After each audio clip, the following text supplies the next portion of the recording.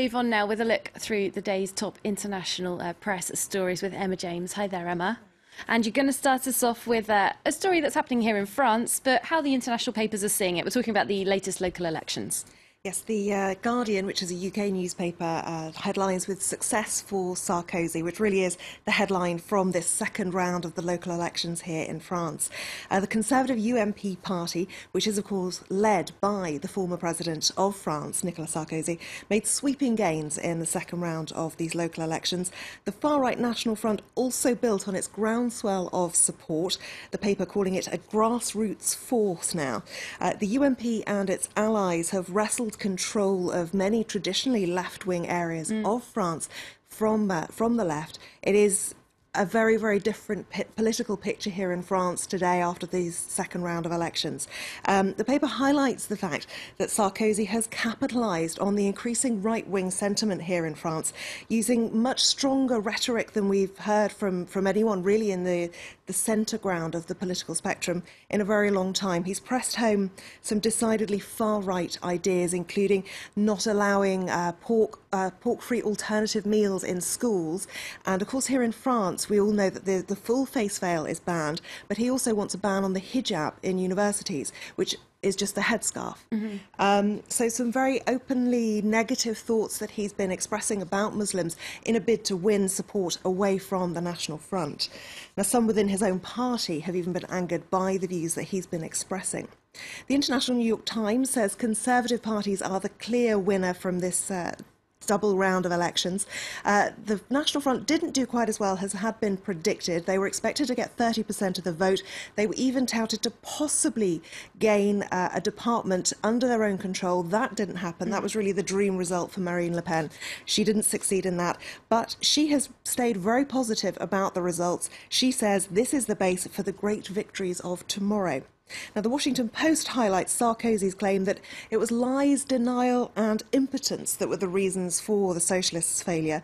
The ruling party lost control of almost half of its councils in this vote, which really shows you just how different things are looking now. An enormous change to the electoral map, Incredible, isn't it? Yeah. Incredible. I mean, there's a few dots of pink here and there to denote the socialists and a sea of blue everywhere else in France. Le Pen claims her party is now the only true opposition to the traditional leaders. Okay, very interesting insights there. Now, the elections here in France, our top story today on Live from Paris. Emma, I think it's fair to say that probably our top story tomorrow might be elections in Nigeria. We're still waiting for results of all the voting that happened, somehow disrupted in some places over the weekend. Yes, the Wall Street Journal's Europe edition talks about the extension of the vote, as we've been reporting here on France 24, and mounting anger in the country over what's been going on. The technical glitches with high-tech biometric polling stations even saw the President Goodluck Jonathan unable to be recognised by this machinery. He's up against Muhammadu Buhari. Both say they will respect the results if they are deemed credible, and it's that if that really is the key word. And who deems it to be credible and who agrees with whom? We'll have to wait and see. The Guardian, the UK newspaper, says they've spoken to Wole Soyinka, who's described as Nigeria's foremost man of letters and the nation's conscience, if you like. Now, despite his grand age of 80, he's actually been manning the phones to get reports of exactly what's been going wrong, whether it's violence, whether it's technical hitches, all the irregularities that have been happening with this vote. He's actually been manning the phones and taking those calls. He has denounced this vote as vicious, unprincipled, vulgar and violent. He says all scruples have been set aside, and he's scathing about the record of President Goodluck Jonathan. Oh, very interesting, strong insights coming out there. Our final story, we're still looking at this French Alps plane crash, the Germanwings crash. Lots of claims and revelations that have been coming out. It must be very difficult for the families to hear all of these things. Now, though, away from the crash itself, papers looking at something we were looking at in business, in fact, what this means for Lufthansa, the airline's parent company. Well, if we take a look at the Wall Street Journal, Lufthansa, it says, is set to face liability claims. Now, no great surprise there.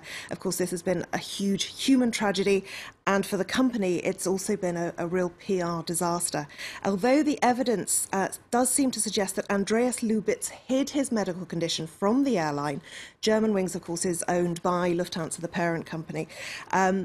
the paper says that although he hid it, the airline may still struggle to prove that it wasn't partly at fault, and of course that opens it up to claims of negligence. Now, sources say the neuropsychologist deemed him unfit to work on that day. Sick notes have been found. Lufthansa, though, could be liable for more than $150,000 per family, more than that, which is what the families are automatically entitled to receive. So really the price on this could escalate astronomically.